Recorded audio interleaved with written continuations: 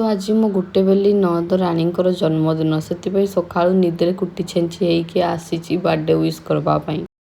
सकाळू उठिकी मत लगे भोक आई भोक को मारवाई मुझे मैगी बनाऊली। मैगी बनइबार सेमती किसी मु नुआ करे खाली नॉर्मली मसला पकाए टिके आउ धनिया पत्र थे धनिया पत्र पकाए। मत लगे ये जिन मैगी कर खाने बहुत टेस्ट लगे मैंने मत लगे ना समस्त को लगे मत कमेंट कहे निहाती। तापर खाई सारिकी मु मो ड्यूटी लगी गली काटाकुटी कारण बो आ दीदी मंदिर पड़े मत ही काटबार था सब परिवा एकला मु करूली आई भी हेल्प कर दौले टिके रसुण मसुण छड़ाई।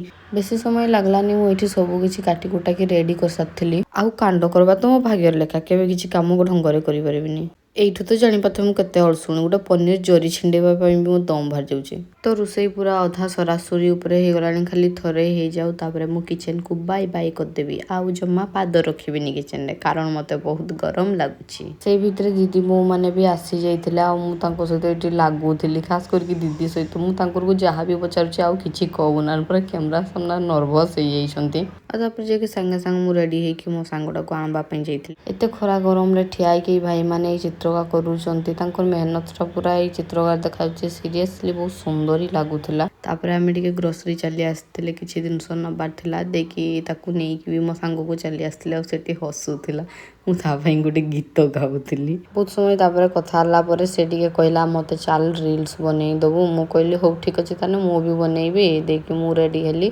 तापर टिके आमे आसी खाई दिथिले आ मु एठी ता सहित लागुथिली। किछि समय परे तापर आमे कथाबार्ता हेले देखि ताकू मु छाड़बा पई जाइथिली। जेहेतु वीडियोटा बहुत लंबा हो गलानी यार पार्ट 2 आइबो देखबा पई भूलबेनी। बाय बाय जय जगन्नाथ।